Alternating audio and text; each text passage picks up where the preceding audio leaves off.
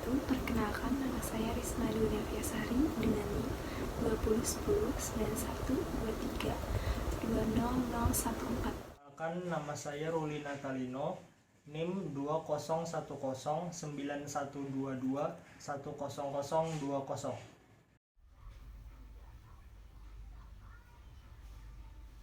Konsep dasar penulisan ilmiah oleh kelompok 14 dengan nama Risma Dwi Noviasari, NIM 20109123200014 dan Ruli Natalino, NIM 201091221000. Daftar isi: yang pertama, pengertian penulisan ilmiah; yang kedua, tujuan penulisan ilmiah; yang ketiga, kegunaan penulisan ilmiah; yang keempat, manfaat penulisan ilmiah; yang kelima, ciri-ciri karangan ilmiah; yang keenam, macam karya tulis ilmiah; dan yang ketujuh, karakteristik karya tulis ilmiah. Pengertian penulisan ilmiah. Menurut Eko Susilo M., karya ilmiah merupakan suatu tulisan ataupun karangan yang didapatkan sesuai dengan sifat keilmuannya dan didasari dari berbagai hasil pengamatan, penelitian, dan peninjauan terhadap bidang ilmu tertentu, yang disusun dengan menggunakan metode tertentu dengan memperhatikan sistematika penulisan yang baik dan santun, serta dapat dipertanggungjawabkan keilmiahannya. Menurut Dr. Andes Totok Juroto dan Dr. Bambang Supriyadi, pengertian karya ilmiah adalah serangkaian kegiatan penulisan yang berlandaskan pada hasil penelitian yang disusun secara sistematis mengikuti metodologi ilmiah yang bertujuan untuk mendapatkan jawaban ilmiah dari suatu permasalahan. Pengertian penulisan ilmiah. Penulisan ilmiah adalah karya tulis yang disusun oleh seorang penulis berdasarkan hasil-hasil penelitian ilmiah yang telah dilakukannya. Dari definisi yang lain dikatakan bahwa karya ilmiah adalah laporan tertulis dan dipublikasi yang memaparkan hasil penelitian atau pengkajian yang telah dilakukan oleh seseorang atau sebuah tim dengan memenuhi kaidah dan etika keilmuan yang dikukuhkan dan ditaati oleh masyarakat keilmuan.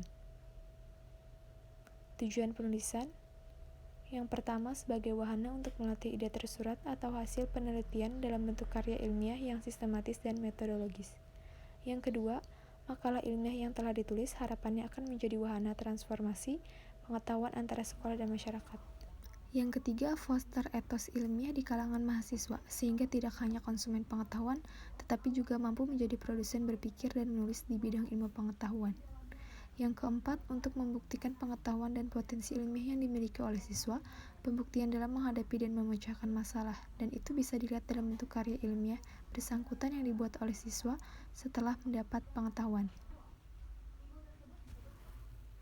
Kegunaan penulisan ilmiah. Adapun dimensi kegunaan penulisan ilmiah adalah A. Kebijakan, B. Penyelesaian masalah atau problem solving, C. Evaluasi, D. Kurasi dalam kedokteran dan lain-lain, dan E. Pengembangan ilmu pengetahuan atau penelitian. Manfaat penulisan ilmiah.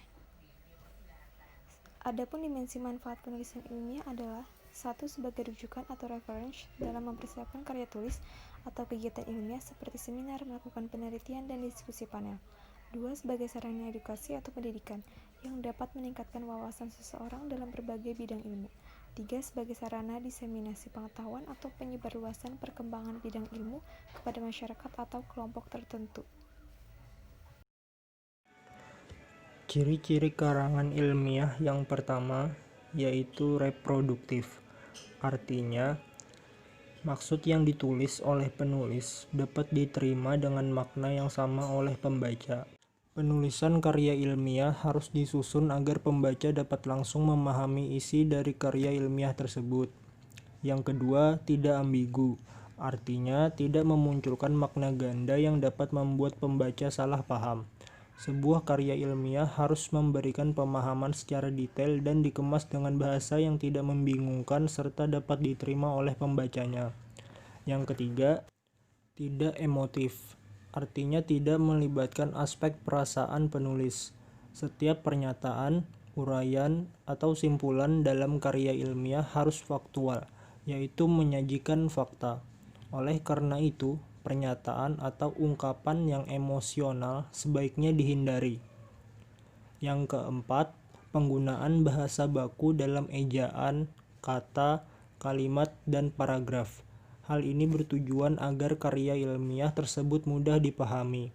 Penggunaan bahasa baku tersebut meliputi setiap aspek penulisannya, mulai dari penulisan sumber, teori, hingga penulisan kesimpulan. Penggunaan istilah-istilah atau kata dalam karya ilmiah harus mempunyai satu arti dan tidak ambigu, karena bila kata atau istilah bersifat multitafsir, maka kebenarannya perlu dipertanyakan. Yang keenam, penulisannya harus rasional serta menonjolkan runtutan pikiran yang disampaikan dengan lancar dan cermat. Yang ketujuh, bersifat kohesi antar kalimat di setiap paragraf serta bersifat koherensi antar paragraf di setiap bab. Hal ini guna menyampaikan isi pikiran dengan tuntas dan tidak berbelit-belit. Yang kedelapan, to the point. Penulisan karya ilmiah memiliki alur maju dan lurus dalam sistematika penulisannya, sehingga isi yang terkandung dapat langsung dibahas dengan tuntas. Yang kesembilan, kalimatnya bersifat efektif. Dalam penulisan karya ilmiah, tiap kalimat harus ditulis secara padat, jelas, serta tidak boleh bertele-tele atau dipanjang-panjangkan. Dengan demikian, karya ilmiah mampu tersampaikan kepada pembaca dengan tepat sasaran. Yang selanjutnya, macam karya tulis ilmiah. Yang pertama, makalah. Makalah adalah karya ilmiah yang disusun mengenai suatu topik tertentu untuk dipresentasikan dalam suatu pertemuan seperti dalam seminar, panel diskusi, lokakarya, konferensi, muktamar, atau pertemuan-pertemuan lainnya untuk kemudian didiskusikan guna mencari suatu kebenaran atau solusi suatu masalah. Yang kedua, skripsi. Skripsi adalah sebuah karya tulis yang disusun oleh seorang mahasiswa berdasarkan hasil penelitian yang memenuhi persyaratan ilmiah dan digunakan sebagai salah satu syarat untuk memperoleh gelar sarjana atau S1. Yang ketiga, tesis. Tesis adalah karya ilmiah yang ditulis mahasiswa program magister berdasarkan hasil-hasil penelitian yang memenuhi syarat-syarat ilmiah. Tesis lebih mendalam daripada skripsi. Yang keempat, disertasi. Disertasi adalah karya ilmiah yang ditulis oleh mahasiswa calon doktor strata 3 yang sering disebut promovendus dan dibimbing oleh beberapa promotor. Yang kelima, karya ilmiah populer. Karya ilmiah populer merupakan suatu karya ilmiah yang paling menarik untuk sarana komunikasi antara ilmu dan masyarakat atau orang awam. Yang keenam, buku pegangan. Buku pegangan. Buku pegangan adalah karya ilmiah yang ditulis atau disusun oleh satu atau beberapa orang dalam suatu bidang tertentu yang ditujukan sebagai pedoman atau cara menggunakan secara teknis suatu benda berdasarkan hasil percobaan di laboratorium. Yang ketujuh, kamus. Kamus adalah karya ilmiah yang disusun oleh satu atau beberapa orang yang tujuannya memberikan penjelasan pengertian dari kata-kata dalam bidang ilmu tertentu. Yang kedelapan, buku teks. Buku teks atau textbook merupakan karya ilmiah yang ditulis seseorang atau beberapa orang tentang suatu aspek dari ilmu tertentu. Dan yang terakhir, ensiklopedia. Ensiklopedia adalah karya ilmiah yang disusun oleh sejumlah pakar, baik dalam satu ilmu atau dalam berbagai ilmu. Selanjutnya, karakteristik karya tulis ilmiah. Yang pertama, mengacu kepada teori. Artinya, karangan ilmiah wajib memiliki teori yang dijadikan sebagai landasan berpikir atau kerangka pemikiran atau acuan dalam pembahasan masalah. Fungsi teori adalah yang pertama, sebagai tolak ukur pembahasan dan penjawaban persoalan. Yang kedua, dijadikan data sekunder atau data penunjang. Yang ketiga, digunakan untuk menjelaskan, menerangkan, mengekspos, dan mendeskripsikan suatu gejala. Dan yang terakhir, digunakan untuk mendukung dan memperkuat pendapat penulis. Yang kedua, berdasarkan fakta. Artinya, setiap informasi dalam kerangka ilmiah selalu apa adanya, sebenarnya, dan konkret. Yang ketiga, logis. Artinya, setiap keterangan dalam kerangka ilmiah selalu dapat ditelusuri, diselidiki, dan diusut alasan-alasannya, rasional dan dapat diterima akal. Yang keempat, objektif.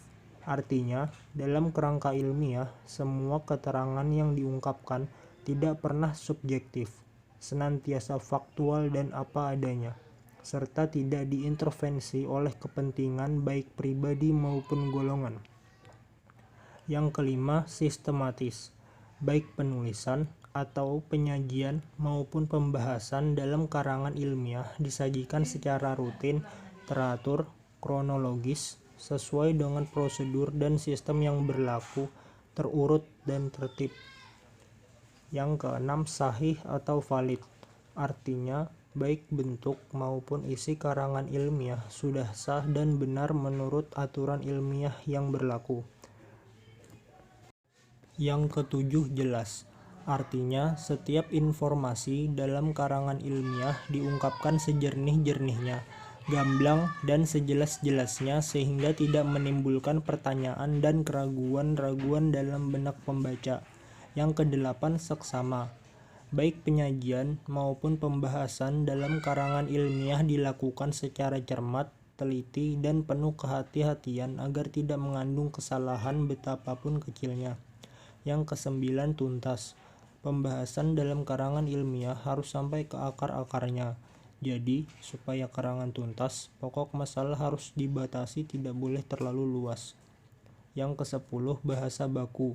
Bahasa dalam kerangka ilmiah harus baku, artinya harus sesuai dengan bahasa yang dijadikan tolak ukur atau standar bagi betul tidaknya penggunaan bahasa.